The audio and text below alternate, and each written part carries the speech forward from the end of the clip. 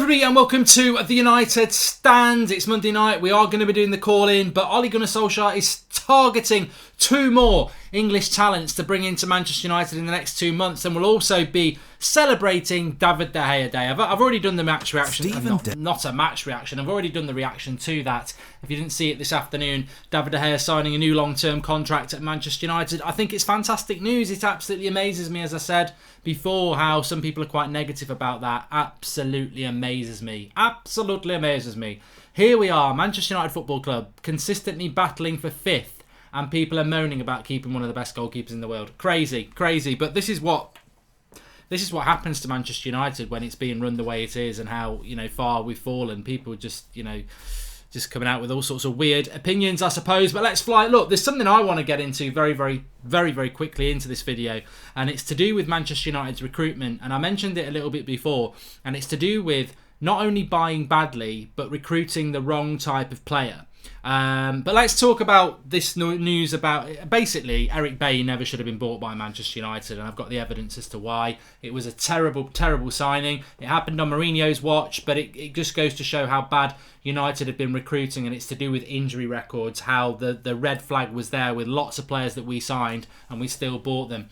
And did you know, actually, I've got an interesting stat for you. Phil Jones, since he signed for Manchester United, Phil Jones has had 18 injuries. It's amazing, isn't it? 18 injuries he's had for us.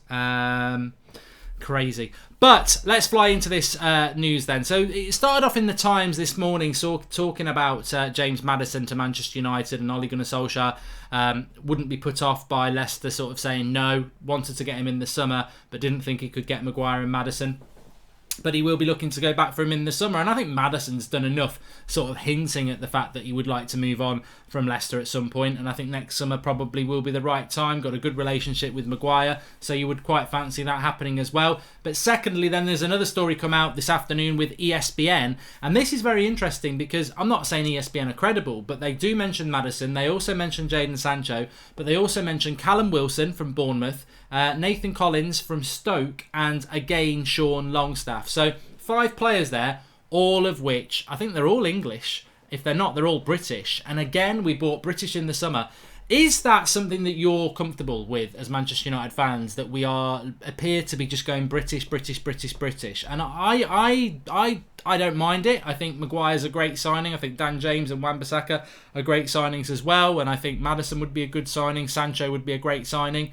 But being obsessed with it is just silly. I mean, we all joke about being Brexit FC, but, this is where I start to worry about. I'm not even going to say Solskjaer, because you don't definitely know it's him. It could be the board, it could be the coaches, it could be anybody. But this is where I worry about Manchester United, where we're trying to replicate something from over 20 years ago. Oh, we just want to buy British. But even 20 years ago, you still had people like Cantona, and we obviously got Ronaldo a few years after that, and Van Nistelrooy. We've always had a sprinkling of foreign talent, and I just don't think we should close our door on that, because actually you can buy cheaper abroad as well. Thanks for being there when I'm so bored, and I just subbed a few minutes ago, says Harrison Grace. Thanks for that, pal. Thanks for the contribution. And Mark, if you don't want Bailly, we'll buy him. 10 million plus Mustafi, says Zain Miasi. Just give us 10 million, mate. I don't want Mustafi. But all right, let me just talk about that first then. So look, if United were able to bring James Maddison and Jadon Sancho in next summer, I think we'd all be very, very happy. A midfielder and a right winger. But ultimately, I said it before and I'll say it again, I don't mind these stories being put out there. I don't mind these stories being put out there. But I think they always come at a very coincidental time. We beat Leicester. There's a bit of positivity, and suddenly there's a load more positivity thrown out. Quick, get a rumour out that we're going to sign Jadon Sancho and Maddison. Get people excited again. We've got to shift some shirts before Christmas. And I just think when it comes to transfers, I've got no doubt that James Maddison is probably the sort of player that Ole Gunnar Solskjaer wants, because he clearly wants to buy British, and he clearly wants to buy people who are going to come here and get better. And Maddison ticks all those boxes, and I would take him. And Jadon Sancho ticks all those boxes, and I would take him, obviously. But we've just come off the back of a very, very poor transfer window in relation to midfield and attack. And I just feel that it's irrelevant. I was talking to somebody today on email. They were saying, you've never met the Glazers. I'm not going to shout you out off the email because I don't know whether you want to or not. Maybe you can drop me another email in the future. But basically they were saying that, look, you've never met the Glazers, so you don't know what the true story is. You don't know who people were trying to buy in the summer, and actually it's because of greedy agents that Manchester United didn't buy players in the summer. That's one way of looking at it. I'm not going to ridicule that side of things at all, but until Manchester United prove that they are serious about improving this football club, then I will be dubious about any transfers we're going to do in the future. And maybe they did have players lined up in the summer, and maybe greedy agents was why Manchester United backed off. But why have Man City never backed off? Why have Liverpool never struggled to bring the players in they've been? Ultimately, if greedy agents are the problem, then Manchester United's planning is piss poor, isn't it? Because you can't leave yourself in a situation where you back off from deals because of greedy agents and then go into a season with a weak midfield and a weak attack. It's poor planning. This is why we need a director of football. So wherever there's an excuse for the behaviour of the football club, there is also a reasoned argument that we just don't do well enough in relation to recruitment of players. And I think that has been borne out. I think things are improving, but also, on the other hand, I just don't have any trust or confidence. So when people say to me, oh yeah, we might be signing Maddison next summer and we might be signing Jadon Sancho next summer. Well, Jadon Sancho won't come to United unless we get Champions League football, so you need to get that. And James Maddison would be a very hard deal to do because Leicester, as we saw with Harry Maguire, they're not stupid. So I just think at the moment, it's exciting to talk about those sort of deals, but I can't. It also... And I don't know whether I'm being unfair, and I don't know whether how you lot feel as well, but every time I hear a transfer rumour now, it just irritates me because I think, well, actually, it's only a few weeks ago that we were in a transfer window and we failed. And this season, we might fail again because of the lack of activity in the summer. We're going into this season weak. Mark Whitten says, fast forward 4 years and United win the league with De Gea in goals. Does that make his legacy at United one of the greatest, having come through the hardest years in the club? And he has already won a title. I'm just very happy that De Gea is staying, Mark, and I hope that everybody sort of... I can't actually understand why people some people are negative about it. He's a fantastic goalkeeper. He has been a bit unsettled over the last year, but I think we'll start to get the real De Gea back again now. And with the defence he's got in front of him, we've already seen in 5 games 2 clean sheets, and that can be a massive boost for us. George Ramos, Mark, we don't have the fittest players. That's why they keep getting injured. Also, will you be happy with 2 or 3 signings in January and some to be gone? If we sign 2 or 3 players in January, I will be absolutely stunned, George. Keep this bit here, press record, and I'll tell you when to stop. If Manchester United sign 2 players in January, I will do a show naked. Happily. I will. We won't sign 2 players in January. We won't do it. January's a hard transfer window and you won't get the players you want anyway. I would actually say I would rather United wait till next summer. If we were interested in people like James Maddison and Jadon Sancho, you ain't getting them in January. So I would rather wait than get the B-Tech versions like Sanchez and people like that. That's what you get with January. So I would say we messed up this summer. Let's wait till next summer. January, if we can clear a bit of deadwood, and I must just bring this topical news in, Matic apparently being touted around Italy and there is some interest from his agent. Great. Tout him round bloody Greenland, Iceland, Norway. I don't care where he gets touted. I'll drop him off. I'll pay for the plane fare. Get rid of him. I just cannot stand Matic as a footballer at Manchester United now. So hopefully we can get rid of it, a bit more deadwood in January. I'd like to see that happening, George, as well. Harrison Grace, we need a good attacker who is worth the money that we gave them, and we need a midfielder like James who can really dominate and can make them their name in our history. Thanks for the contribution. Mark Whitten, Stian Olmadelsmoen, thank you for the contribution. And also we've had one from Zayn Miassi who says, Mark, you need world-class strikers to win the league in the Champions League. Yeah, we're nowhere near that anyway, Zayn, to be honest with you. And Stian Oldmelson says, having good English players is smart, much better than registering weak English players just to fill the quota. I just don't think we need to totally go English. But let me just bring in here. Remember the other night I spoke about how United's recruitment of players is somewhat dubious. And I said basically that the injury record we have can't all be just because of poor physios or poor training techniques at United, because we've had 4 different managers and this has been going on for 7 years. It even happened with Sir Alex Ferguson. So what I did is did a little bit of research on some of Manchester United's recruitment, and we know, I think United have spent well over 400 million. I think it's actually closer to 600 million since Sir Alex Ferguson retired. And you look at it and you go, what have we actually got for that money? Forget this summer, but before that, Pogba's been okay. Herrera, Luke Shaw have been good. But realistically, we've thrown a lot of money away. Are we scared to get players who aren't English, says Jurgen Galvin? I don't know. I mean, people say that about Solskjaer, and maybe he's scared about buying players from abroad. But I don't know why. He's Norwegian himself. So it's not like he's English, is it? Although most of his career has been in here. But look, listen, this is what I want to say. I was talking about like clubs like Man City and Liverpool and how they clearly have got a very clever recruitment strategy. But part of recruitment in the modern game is looking at a player's injury history and thinking, are they a player that's going to get injured a lot? Now, I always say about Phil Jones, it doesn't matter whether Phil Jones is the best centre-back in the world, I would sell him tomorrow because I'm sure it's 18 injuries. I've got it written down here. Pogba, thigh, 8 games. Jones, 3 months. 18 injuries he's had, Phil Jones. And that's just ridiculous, isn't it? So you want to move a player on like that. But when you sign a player, you should be looking at their injury history and there should be some red flags going up. Now look at Eric Bailly, right? We signed Eric Bailly, I think, in 2016.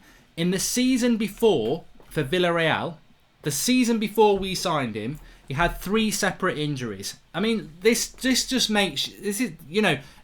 Everybody's a genius in hindsight, but also you should be looking at this sort of stuff when you're recruiting. So Eric Bailly had 3 injuries in the season before we buy him. Not a surprise, is it? But the injuries will make you laugh because this is typical Eric Bailly, and if we'd done the research properly, we would have known what was going to happen. So he got a hamstring injury, a shoulder injury, and a thigh injury. I'd love to know how Eric Bailly got his shoulder injury. I can just imagine. You know, you can just imagine what he was doing with his body. He's like that bloody Stretch Armstrong, isn't he? He just chucks his body into weird positions. But he had 3 injuries in the season before we bought him. And he missed a total of 8 games, nearly 2 months of football. That's got to be a warning sign when you're signing a player. Like 3 injuries in 1 season. How much are we scouting these players? Because I would imagine, and I don't know how he got those injuries, but you could almost guess how he got them. But realistically, they should also be looking at that amount of injuries in 1 season. And to be honest, in the 3 years he's been here, he's had pretty much 3 or 4 injuries. Well, I wouldn't say 3 or 4 injuries, but he's picked up a lot of injuries, hasn't he? And all right, people might say, well, that's an isolated incident, Mark. But it actually isn't, because when you look at it, the season before we bought Pogba, he missed 12 games with a hamstring injury. Well, we always talk about Pogba all the time on this channel. We said it in the summer. The problem with Pogba is he normally misses a month or so with an ankle or a hamstring injury. Well, the season before we bought him, he actually was out for quite a long time with a hamstring injury. So the warning signs are there. I'm not saying you shouldn't sign these players, but sometimes there is a warning sign there. And then you look at people like Schweinsteiger, very injury prone, we bought him. Falcao, very injury prone with his knee, we bought him. Alexis Sanchez, quite injury prone as well with things like hamstrings and ankles as well. And that's just one club in the space of 2 or 3 years signing a lot of players that you can actually identify they are a risk. And that is basically what Manchester United have been doing with their recruitment over the last 6 years, taking risks, overpaying and taking risks on players that actually, when you look at their history, are quite likely to be picking up injuries. Now, you look at Dan James, no real injury history, even though, you know, he's not that young. I think he's 21, isn't he? He's 22 in the summer. Same with Wan-Bissaka, no real injury history there. I think he had a hamstring injury around February, he was out for a couple of weeks. Harry Maguire, no, you know, and Harry Maguire's what, 25, 26? Harry Maguire's injury record, very, very good, apart from a knee injury that he had at Christmas, but when I say a knee injury, he was only out for a month. Those sort of signings are very good because you look at their injury history, they don't really have one, they're a good player. Of course, you could sign, you know, Harry Maguire could do his knee tomorrow, touch wood, he won't be out for, you know, that is just bad luck. But the warning signs are there with a lot of United signings over the last 6 years. And I think it's important because we do look for that level of depth on this channel as a community. And we say, oh, they're a bad signing, they're a bad signing. But something, recurring theme that happens at Manchester United every year around now is injuries. And I've heard stuff like it's the physio's fault, it's the grass at Carrington. I don't think it is. I think a lot of it is to do with players that we've bought that we actually haven't looked properly at their injury history and thought, or we have looked at it and gone, it's worth the risk. And it's come back and bite us, and it does. Mark, did you see Maddison's Twitter post? Picture at Old Trafford, says Jack Bishop. As I say, I think James Maddison is more than capable of flirting with Manchester United. De Gea has made the most saves in Premier League games and a half, says Callum Shaw. And Zayn Mayassi, Mark, with 600 million spent, you could have bought the Ajax team twice over. And I just feel that Manchester United, we need to get clever on the recruitment. And the director of football would help, but we're miles behind other clubs. I despair at the amount of money we've wasted over the last 6 years. But then, it's not just about the money we've spent, it's the players that we've signed as well. And, you know, Eric Bailly is the one that stands out to me. 3 injuries in the season before you buy him, and then he's been pretty much injury prone. And the worst thing about that is he's a centre-back. You need your centre-backs to be fit. You need, like Lindelof and Maguire, hopefully, I think they're going to be fit for most of the season, and you're going to be able to build a partnership. But Eric Bailly, you can't do it. Phil Jones, you definitely can't do it. They're too injury prone, and United need to be very, very careful about what they're doing now. And it highlights a positive in the summer, because I think they probably have looked at that. And I don't know whether that's Solskjaer who's changed that, but that is a positive. And you look at James Maddison, not had many injuries. He's into his early 20s. I mean, Jadon Sancho's only a teenager, so it's very, very different. But what I would say is, there is this constant mentioning of Sean Longstaff. Well, Sean Longstaff's just had a very, very bad knee injury. 22 years of age, bad knee injury, and yet we wanted to buy him in the summer. And I think, you know what? People can have a bad knee injury and be fine. But what you tend to find with knee injuries is that people will get secondary injuries for the rest of their careers, whether it's ankle problems, hamstrings, etc., etc. And I don't know. Let's see how Longstaff does for Newcastle over this year. But I think if he picks up an injury this year, whether it's a hamstring or an ankle, I would swerve it. I would go, why are we going to go and buy a player that's going to be injury prone? It's really something that Manchester United need to be looking at now. And I know some of you might think, well, it's all that voodoo nonsense, whatever. But it isn't. It isn't. It really is a way to look at football in the modern game. And I think United, again, you know, you can talk about, like I say, the spending of money, but actually, some of the players that we've bought is injury prone. Zeb Mars says Luke Shaw is injured. I'd be interested to know what Luke Shaw's history at Southampton was, Zeb. I really would. I mean, I could probably get it up when we've got a caller on.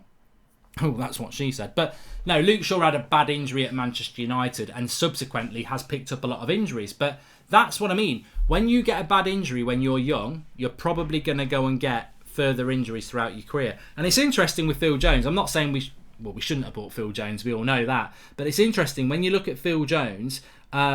He's had 18 injuries. 18 injuries since he's been at Manchester United. Interestingly enough, the season before we bought him from Blackburn, he had a cruciate ligament stretch and kept him and was out for 12 games. Knee injury again, and then everything else he's had hamstring. He's had the bloody lot, Phil Jones. He really has. But yeah, it's a part of the modern game, and I suppose it's how you want to look at it. Do you want to buy players that might play 50% of the season for you, or do you want to buy players who are going to be playing 80-90%? And I think it makes a massive difference. And I just don't think there's any big coincidence when it comes to Manchester United injuries anymore. I'm going to start taking your calls in a moment. Please stop saying knee injuries. All I can picture is Kurt Zouma jumping for the ball again, says Marcus Rashford. Well, you're the only one thinking about that, but now we're all thinking about it. Longstaff is injured at the moment, Mark, says Daniel. And there you go then. Wasanta Saman says Longstaff is already injured. Well, again, you know, give me a high 10, not a high 5. This is what you get on the United stand. Proper conversation, because this is something I'd been thinking about last week, and I've actually put some research into it. I would not buy Sean Longstaff. I would not sign him.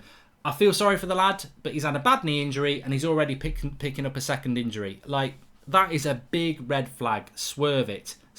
He's only 22. He's already had bad injury. He's got another one already. He's probably just going to be another injury-prone player, and that's not what United need. And they've got to be harsh, because I tell you what, it's like any business. If you aren't a harsh business in relation to how you try to be winners, then you're nowhere. And I always think of Kevin Strootman. What a player! I think he would have been a brilliant player. Van Gaal wanted to buy him. For Manchester United, he was going to the World Cup, he did his knee, and that was it. And we never looked at him again. We never wanted him again. That's what you need to do. The one I can think of where we were really loyal was Sir Alex Ferguson and Van Nistelrooy. And of course there's going to be exceptions to the rule, but when you're a club trying to get back where you need to be, I think you need to minimise the amount of risks you're taking. Brandon Barnett says, De Gea signing shows me players are now believing in Solskjaer's vision and plan, and 2 clean sheets at home already, equaling last year's record. Yes.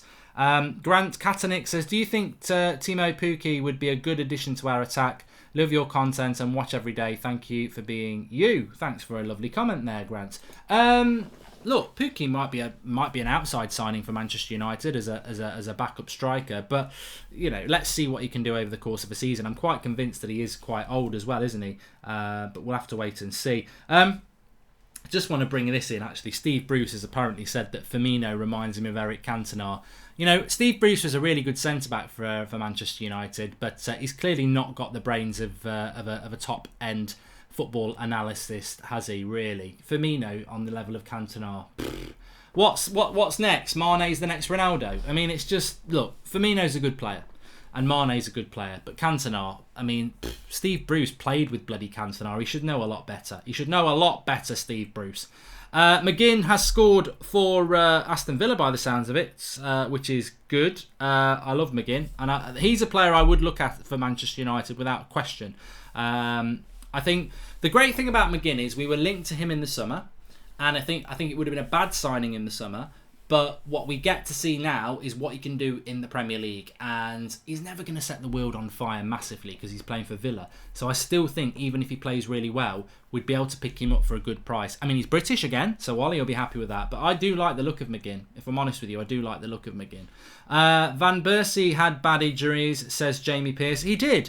Look, I think people maybe are taking this too literal now. I'm not saying just because someone's got a bad injury record, don't sign them. But what I'm saying is, if you look at United over the last 6 years, we've signed a lot of players with a bad injury record, and we shouldn't be doing that. Because the more you do it, the more likely you're going to get more injuries.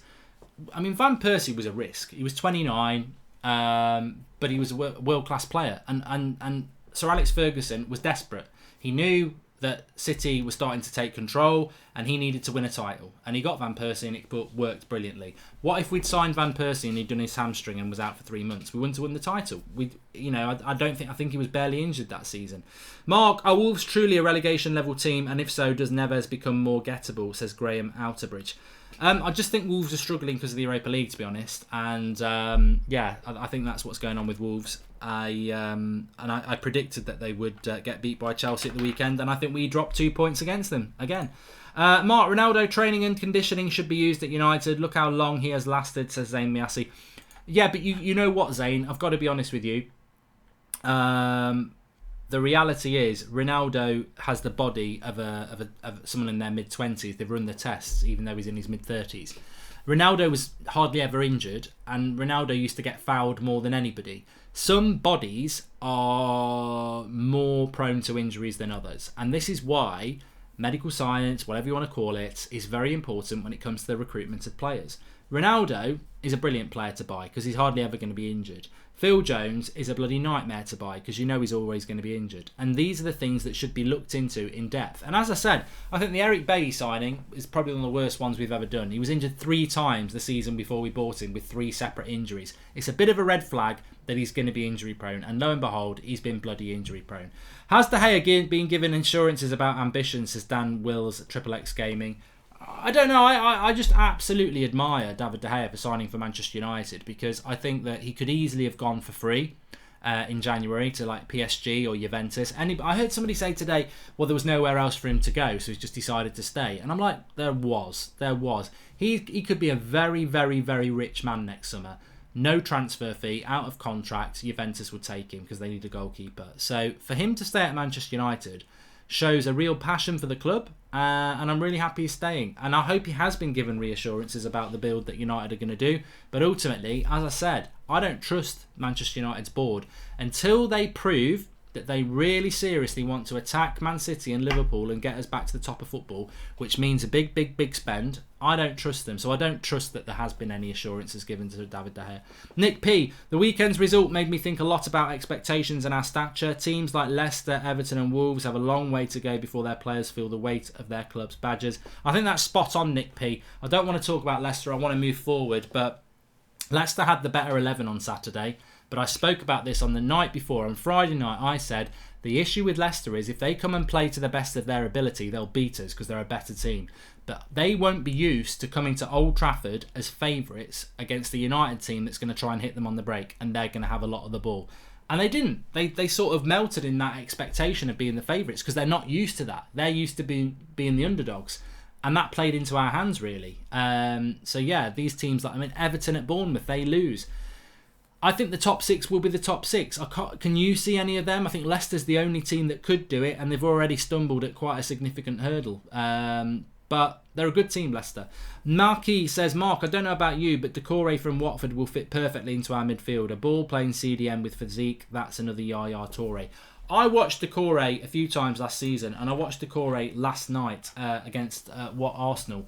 I wouldn't take Doucouré. I'd love Ndidi. I wouldn't take Doucouré. There's something about his style that just comes across as being a little bit languid for a CDM. When he gets into full stride, he's brilliant. But for a CDM, I just find him a little bit too easy to bypass. Going forward, he's very, very good.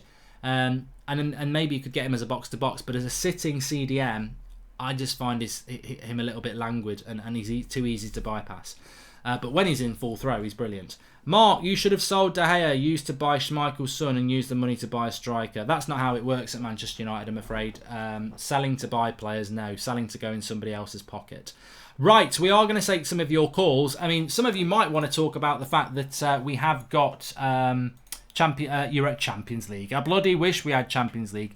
We have got Europa League this season, so we have this scenario whereby how is he going to approach this game? We talk about De Gea. I would expect Romero to come in, but how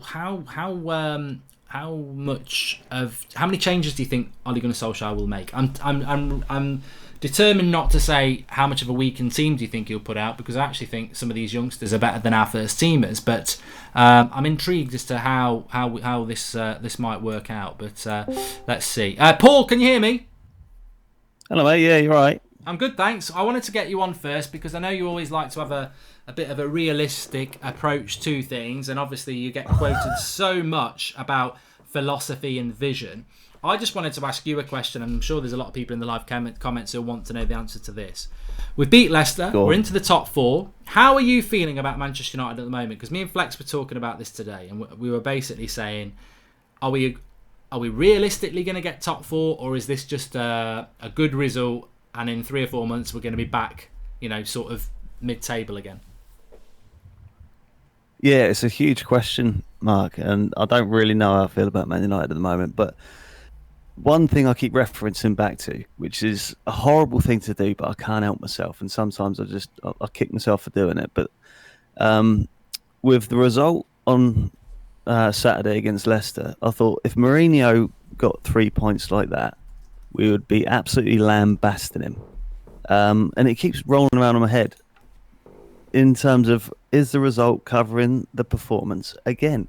And it seems to be, it's just repeating in my head thinking, and I can't come up with any other answer than I think it is. But that's not the bigger picture, obviously. We were good in the last half an hour, though. I mean, I think that was the only point in the game where I was like, yeah, we're taking the game to Leicester now and we're actually pushing them back. But I do see what a lot of people are saying, and obviously a lot of the fans were saying it from outside the ground, that realistically you take the penalty away, and it definitely was a penalty, of course, but how would we have scored if we hadn't scored the penalty? Yeah, well, this is it. I mean, I'm not saying Ollie's anything like Mourinho, because you can see Ollie's the way he's doing things off the pitch is fantastic, but it can't cover the things up that he's doing on the pitch. Now, on the pitch, we were promised certain things. He didn't promise them directly, but he suggested them, and we took them on board and believed them in terms of he'll play youth, he'll be progressive, he'll have a proper style of football. There'll be a way of playing, and we'll definitely recognise that. These are all kind of suggested. Well, I took them suggested anyway. And I'm struggling to see the progress. Ollie's reverted back to safety tactics in terms of self-preservation with Mata and Matic, rather than being ballsy and doing what we thought he was going to do and take risks and put a Gomez up there and put a Greenwood. I mean, my question is to you, Mark, if we can't play Greenwood and Gomez with Pogba and Martial injured in, a game which we needed to win, and we put Mata and Matic in there, when are we going to play them? Are we going to feed them into the cup competitions and then eventually, halfway through the season, maybe introduce them? It's too late. And that's what I want to see. And I can't forgive Ollie for it at the moment. I really can't, because it really gets me. I think you know what, I said it last night, there's a junction, isn't there, and he's going to go right or he's going to go left, and left is continually using Lingard and Matic and Mata, and right is going with people like Gomez and Greenwood and Chong and even Fred, and I think maybe a week or two ago we had people saying, well, you can't just chuck all the youth in, you can't do that, he's got to give them time, this, that and the other. But that argument has been absolutely destroyed by what Chelsea are doing. So you can play them, and it really is a simple, and I give Chelsea a lot of stick last season because I just don't like Eden Hazard that much, and this year on Twitter I've been saying I like Chelsea, and the Chelsea fans have been going, we're going to follow you again because actually you're talking sense. And I said, look, football's very changeable. I don't flip-flop on things. I won't change 1 minute to another, but I will look at something and go, yeah, I like that now. And I look at what Chelsea are doing with Lampard. I never liked Lampard as a player, but when I saw him as a pundit, I thought he's an intelligent guy. When I saw him come to us with Derby last year, I thought, bloody hell, he's got a good way of playing. And now I see what he's doing with Chelsea, and I think I'm envious of that. So the ball's in Ollie's court. It's like, there is no excuse for it. I agree with you on that. I don't think fans should be saying, well, he can't just play them, he's got to go with Matic and Mata. That's a bollocks excuse. He either does it or he doesn't. And I think the next few weeks are key, because you've got Rochdale next week, we've got Astana this week. Those lads should have been starting already for me, but they've got to start against either Astana or Rochdale. And if they start and play well, and then they're back in the under-23s, I think Ollie's got a problem. Yeah, I agree with you about Frank Lampard. He's a likeable fella and he seems very intelligent, and he's doing what we want to do in terms of playing youth, definitely. But I do think Ollie is going in the right direction. He's fixing the defence first. We look solid. We look difficult to break down. I understand that's probably what he wanted to fix first, and we've been crying out for that for years. Get rid of the Chuckle Brothers. I think that gets overlooked a little bit. It doesn't in terms of the performances for Spider-Man and Maguire, because they're solid, man. But we're difficult to break down. We're going to be difficult to beat. And then if we can add some midfielders, we're going to be dangerous. But at the moment, we're just not. We're lacking creativity. And Smutty just messaged me saying, bring up the striker crisis. And I thought about it. Have we got a striker crisis? We have Martial, our only striker. Well, this Rashford is not a striker. He can't finish, and he needs to develop his. He's not an instinctive striker. Greenwood's 17. We can't pin hopes on a 17-year-old, even though Ollie's painted himself into a corner because he's talked the talk with Greenwood, and he's not walked the walk. Do you think that just to cut in there? Where do the goals come from? Yeah, crack on. Yeah, just to cut in there. I mean, I suppose that somebody actually said that to me the other day. They said, you know what, we wouldn't be going on about the youth so much if Ole Gunnar Solskjaer hadn't talked the talk so much. And he's talked the talk, and now he's not doing it. And I think, United fans, I always say United fans are really clever, and I think that we are. But, I don't really know what other fans are like, but you can only compare it to your own fan base. But we're certainly not stupid. And when a manager starts talking about these great youth players, we get excited about it, because that's what our club's all about. And I think he has talked the talk. I mean, look, there's a comment here from Mark O'Brien says, stop comparing our youth to Chelsea youth, because Abraham, Tomori, Mount have got 40 plus senior games in the Championship, and they're all about 2 years older than our lads. But my argument back with that, Mark, would be, well, I personally think that our youth players like Greenwood, Chong and Gomez are ready anyway. But on top of that, we've got a manager who's told us they're ready. So he sort of talks the talk right up to, he's led the horse to water and he's not letting it drink. Yeah, not only has he talked the talk, Mark, he's walked the walk. He's sold Lukaku. He didn't replace him. I'm going to have to say it's him at the moment. I know the board, but I'm trying to skip the board at the moment and try and focus in on Ollie, because we all know the problems with the board and they're not going anywhere anytime soon. So he sold Lukaku. He didn't replace him with anybody, whereas he could have been a little bit more insistent. So again, he's talked the talk, and he's also put himself into a position where he has to play the youth. He didn't get another midfielder, but we got Gomez and we got Garner coming through. He sold Lukaku, didn't replace him, but we've got Greenwood, and he's talked this up, and that is his excuse for not replacing the players that we've let go. So he's talked the talk, he's walked the walk, and now it's come to the crunch. He's played Matic and put Rashford in as a striker and put Mata up top. Now it's got to me, Mark. It's annoyed me. It has. It's pushed me further away from Ollie, rather than towards backing him. Now, he needs to grow some balls, and he needs to start putting Fred in and play some youth. Otherwise, what are we learning? And if we come fifth at the end of the season playing Mata and Matic and all the Deadwood, what have we learned? And how is it a step forward? All we are is back where we were. I agree. I agree with that. Thanks for coming on, Paul. First, Paul, I could talk to you all night, but we will try and get some others on as well. I'll speak to you in a bit, pal. Cheers, pal. See you in a bit. Cheers, Paul. And you know what? I think I said this on the international break. Mourinho, remember Mourinho before the Newcastle game was going to get the sack. And Gary Neville came out with his impassioned plea saying don't sack him, and he didn't get sacked. And then we beat Newcastle. We were 2-0 down at half-time at Old Trafford. We beat Newcastle, and then we were on the international break. At that point, we played 8 games and we had 13 points. Tonight, we have played 5 games and we've got 8 points. Ole Gunnar Solskjaer needs to get 6 points from the next 3 games to have more points than Mourinho had last year when everyone was demanding he got the sack. So he's got 2 difficult games coming up with West Ham and Arsenal, and I'm encouraged by what I saw against Leicester in that last half an hour.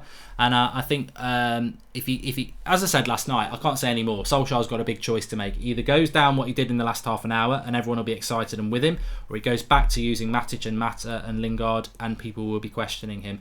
I mean, Andrew Ellis makes a very good point though, and I don't think we've spoken about this enough. He basically said that there's not enough assists coming from the midfield. You know, we've seen Lingard, we've seen Mata, we've seen Pereira. But how many of them have actually got an assist so far? I think Pogba has. I don't think Mata's got an assist. I certainly know Lingard hasn't. And obviously Pereira did get an assist against Chelsea, didn't he? But we're not creating that midfield. We're still going to be Polo FC, the mint with a hole, because we haven't got enough creativity in that midfield. And I said this on Saturday. Mata's had his chance. He had a chance all last season and he was poor. The same as Matic. You change it. And you know what? For anybody who likes their tactics, the big thing for me on Saturday was that when we had Matic and Mata on the pitch, especially in that second half, Leicester were camped in our half. They had us absolutely pinned in. You take them off, you bring Fred and Chong on, bit of pace, bit of tenacity. Suddenly, we were playing in their half, and that's the most simplistic bit of tactics you'll ever hear. But that change put us further up the pitch. And if you hadn't made that change, those 2 slow players were keeping us in our own half. Let's take another call, because I do want to talk about... I'm just going to grab this caller. I'm going to go straight in. Hello, can you hear me? Hello? Yes, Mark. How you doing, mate? I'm going to ask you a question first. I'm going to say... Thursday night, Europa League football... how many changes do you make? Are you going to drop De Gea and bring Romero in? Are you going to change the whole back 4 in the midfield? Or do you think we do need to take it a little bit seriously and play some of the first teamers? I wouldn't. Hi, Mark. I wouldn't call it dropping David De Gea at the moment. I think it's been our culture, if you want to say, to bring in Sergio Romero, because I believe he's a brilliant goalkeeper. Yeah. Brilliant number 2, should I say. Let me not get my words twisted. Brilliant number 2. And I wouldn't call it dropping De Gea. I would just call it sticking to what we've been doing. He won the Europa with us, 2 years ago. So, yeah, I wouldn't mind bringing in Romero. But definitely I would drop Matic and Mata, because I don't think we need their experience, if I can put it that way. Do you think we're getting a bit excited as fans that Gomez and Greenwood and will start on Thursday, and they actually won't? Do you think he will start those players on Thursday, and do you think he should? Um, I don't think he's going to start a lot of youth players, to be honest with you. I haven't seen anything to give me that confidence. But at the same time, I don't disagree with the fact that Matic and Mata started, to be honest with you, because I look at it this way. Always walking on thin ice, just like every other United manager, to be honest, in the past. And we have to look at it both ways. Phil Jones, Chris Smalling, Alexis Sanchez, Romelu Lukaku are not in the team.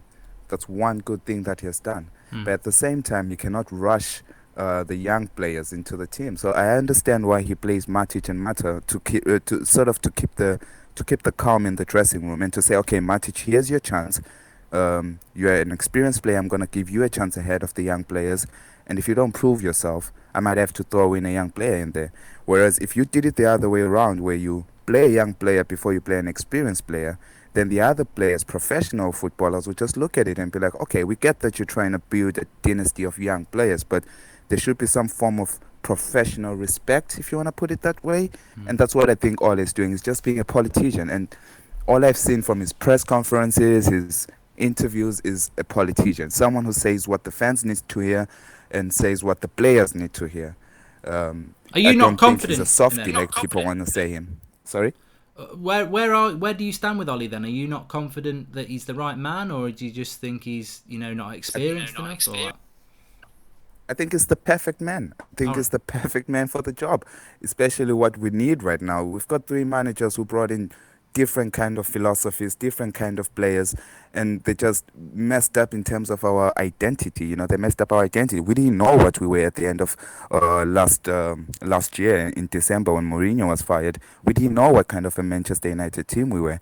And right now, I'm starting to see the foundations that Ole Gunnar Solskjaer is building.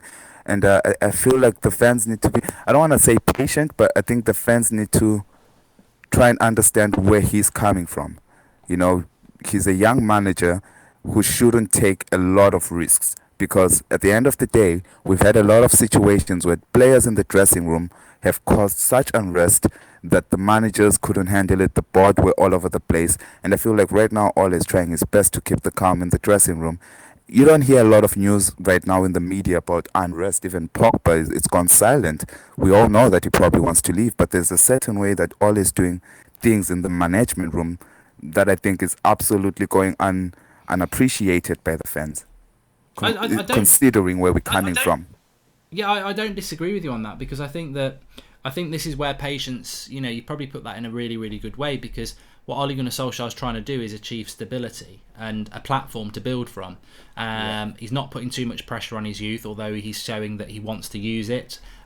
He's using people like Matic and Mata to give some experience. The problem is, and Strutton says, people can stop saying Ollie hasn't done anything. Ollie won the league with Mulder, first time in 100 years, built a team that he's going to win this year also. But the issue is that patience is always going to be, patience is a virtue, isn't it? And the reality is, if he doesn't get good results, patience will disappear. And that's what you're always, it doesn't matter whether you're Manchester United manager or not, patience is always going to be about results. Yeah. I mean, I'll ask you a question, Mark. Do you think, considering Saturday's game, do you think Gomez and Greenwood would have been able to contribute to seeing out that game? Because I felt like that game was a very physical game, if I can put it that way. I don't think it was a very tactical game.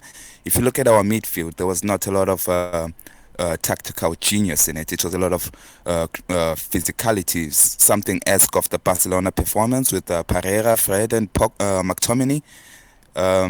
And I feel, I don't know if, I know Gomez is a very brilliant technical player, and I don't want to go on about his height and his physical aspect of the game, but I do not think he would have been able to stand a chance against Chowdhury and Ndidi and all these physical players. So in terms of Saturday's game and the players that he started, Matic is absolutely lost it, man. It's the best of what we actually have, like a very bad bunch in terms of the CDM role, but he's out of it, man. And unfortunately, he's more physical than Gomez. He's more physical than, and they play different positions. I get that, but then it's a midfield three. it's teamwork. So I feel like in terms of the selection for Saturday, I was happy with it. And the fact that he brought in Twanzebe, this is brilliant, man. I've never seen anything like this. This is absolutely brilliant that we're bringing in Twanzebe with 4 minutes to go. Okay, let's see the game out with the youth player playing in that CDM role with McTominay. I love that. I really did. Thanks for calling in, mate, because I want to get somebody else on, but really do appreciate it, and lots of love for you in the comments. Martial will score more goals than Aubameyang. I got you. I got you too. I'll speak to you soon, pal. Thank you. Ciao, mate. You know what? It's a shame about Aubameyang because he scored 2 goals yesterday, didn't he? And he's going ahead of Martial. But the reality is Martial's not playing bloody games. He's only played like 3 this season. Aubameyang's played 5. I think if Martial can stay fit, he will score lots of goals. But I thought that was a great point at the end as well. The fact that he brought Twanzebe on to see the game out and Phil Jones is on the bench. You know, these little things. I think the last half an hour of the game on Saturday was why I gave Ole Gunnar Solskjaer a 10 out of 10. And everyone went, no, he's a 5. And I thought... But no, it's what you do at the end of a race that matters. Whether it's a season, whether it's a 100-metre running race, are you going to overanalyse the mistakes in the first 70 metres, or are you going to identify the last 30 metres where we run the race and go, that was brilliant? And I thought that, just to pick up on the comment there, would I have brought Gomez and Greenwood on over Chong and Fred? No, I think Fred was the perfect substitution to come on. He's a slightly more experienced player. He's a midfielder and he's used to it. And the physicality in that midfield was important, and Matic was a dead duck. Gomez, I would have started. I would have started Gomez in that game. I wouldn't have brought him on with half an hour to go. There's a lot of people moaning about Gomez not being brought on, but I don't think it was that sort of game. So I think that's a great point. But I loved Twanzebe coming on because Phil Jones was sat on that bench, and Phil Jones you would have thought would be brought on.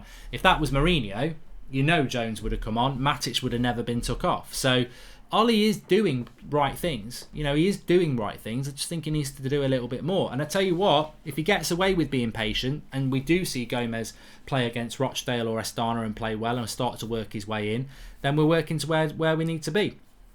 Jamie Trolling says, Mark, I'm running Tough Mudder on Sunday for 3 charities. Could I drop my Just Giving address in the comments, as I know your community is fantastic? Yeah, of course you can, mate. If you drop it in there, I'm sure... I'll certainly take a look anyway. Please do smash a like on the video for all of our callers, by the way. We've only had 2 so far, but please do smash a like on the video for them. We're going to take another one now. Hello, can you hear me? Hello, how are you? I'm good, thanks. You? I'd just like to talk about a few things. The midfield and the game on Thursday. Yeah, go ahead then. Give us your thoughts on the midfield. Yeah. Thing is, Fred's not the saviour to all our problems, but I think he fits slots in there better than Matic. I think he brings pace. I think he brings energy.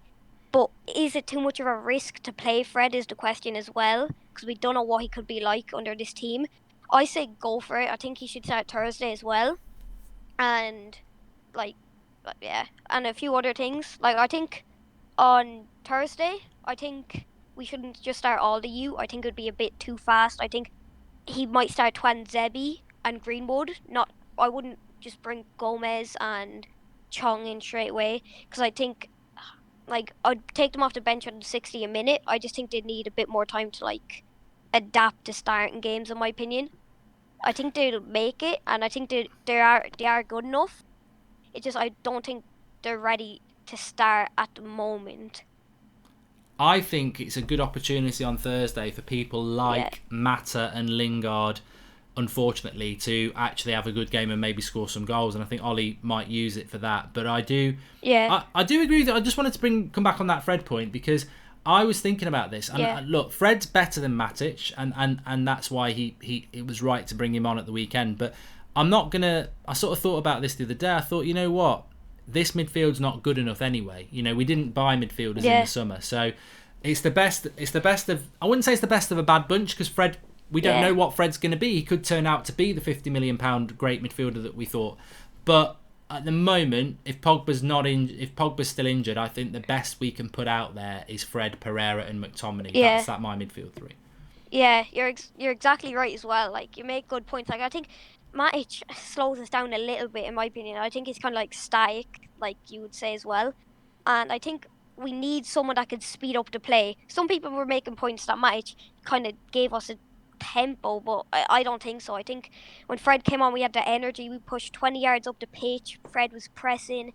few other people pressing. Match kind of looked like he didn't care when he came off. He was like, so it doesn't really look like a man that wants to be like committed to this rebuild, and I don't think he should be in it. No, 100%. What do you think about De Gea signing a new contract? Are you happy about that? Yeah, he was one of my favourite players, and I think he kind of lost his head at the last end season because I think there might have been interest from another club, and he's probably not thinking he had a contract there for him, so he's kind of worried and like a bit panicky. But I think he'll settle in now, like the best goalkeeper again in the world because he's got the contract, and he's like, all right, this club know that I'm worth something, and that I'm going to be the best goalkeeper I can be. What do you think? I mean, obviously good results on Saturday. Yeah. If I was to say, because obviously we all had our thoughts on the international break about this. What are you thinking about United this season at the moment? What are you thinking? We can fight for top four, or are you still thinking there might be a few more drops down? Yeah. To come. I was here before with you, and I said 5th and Europa League, and I still think that's a possibility. I think like a few other teams are dropping points. Like we're level with Spurs, Chelsea, and Arsenal. Yeah. And I think we can like keep with them, but I think there's going to be a few points. Like I'd rather him play the U and will come 6th or 5th than play Matic and play the unexperienced, kind of slow us down and like kind of lack the rebuild that we want. And it would kind of like make the rebuild better and kind of make it what we're meant to do if we start incorporating these players more and more, not just put them in straight away. Great. Thanks for calling in. Really good points again, and I'll speak to you soon. All right, thanks. Cheers, pal. There was a point I just wanted to come back on there, and I think I've missed it. I can't see what it was. But look, you know what?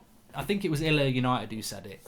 Imagine if he does play the youth in the Europa League, how exciting Thursday nights will become. What you don't want on Thursday night football, it's embarrassing enough. What we don't want to see on Thursday night football is Phil Jones, Matic, Mata, Lingard, Rashford. You know, I actually think he'll play Rashford on Thursday. I'm glad I reminded myself there. Remember last season when Rashford started playing badly around February? And he just kept playing him game after game after game. And then we had the international break in March, and everyone was like, bloody just pull out of the international break, Rashford, with a bad back or something. And he didn't. He went on, I think he might have done. Or he played, whatever. But he just kept playing and playing and playing, and he was bad, and he kept playing. But then there was this excuse, well, he's been playing through injuries. But why play him through injuries when he's playing badly? I sort of feel that we might see that with Rashford at the moment because Martial's injured, so he's going to keep playing Rashi. Will he play Rashi on Thursday, then play him on Sunday against West Ham, then play him on Tuesday? I wouldn't play Rashford against Astana. I think if there's any doubt that Martial might not be fit for West Ham, you need Rashford raring to go against West Ham. It's a bloody killer playing Thursday night, then playing Sunday lunchtime. So anybody he's thinking of playing against West Ham, I would limit their time. There's no need to play Maguire and Lindelof for a start. That's why you've got Phil Jones and Rojo and Swansebi. There's no reason to be picking McTominay on Thursday. You know, that's why you've got Fred. That's why you've got Matic. So I would be really trying, and I wouldn't play Dan James. There's no need to play Dan James. That's why you've got Chong. So I would not be playing those players. But I just got a funny feeling he'll play Rashi again. And I would definitely give him a break, says Illa United. I think he needs a break, but I think he will play him. And I think that's the mistake. I mean, look, I'll do the preview for the Astana game because we've actually got somebody from Astana who's going to come on the show and talk to us about it because I know next to nothing about it. So I don't know whether that's going to be tomorrow or Wednesday. But for me, off the top of my head, and I might name players here who are injured, I would put Romero in goal. Right back's interesting because we haven't actually, you know, with Delo and Shaw injured, we haven't got a lot of fullbacks, and I don't really think you should play someone. United have got a set of youth players at the moment that should be getting involved. I don't know whether we should go beyond that. There are obviously right and left backs. There's Williams and people like that. But I don't know who I would play at right back. I would not really want to be playing Wan-Bissaka, who's only just got over a bad back Thursday, Sunday. So I don't know whether you'd shift Ashley Young to right back, put Rojo at left back, play Twansebi and Jones. That would be my back four with Romero. My midfield three, I think he'll pick McTominay because Scott loves running around, but I wouldn't pick McTominay. I'd rather play Matic and McTominay have a rest. And I know no one wants to see Matic, but I would rather see McTominay get a rest. I would definitely play Fred, because I think if Pogba's back for West Ham, Fred won't play against West Ham anyway. So I would play Fred, I would play Matic, and I would play Gomez in the midfield three. I would put Lingard on the right, I would put Greenwood through the front, and I would play Chong off the left. But I know he's not going to pick that team, because when you read it back, you just know he's not going to do it.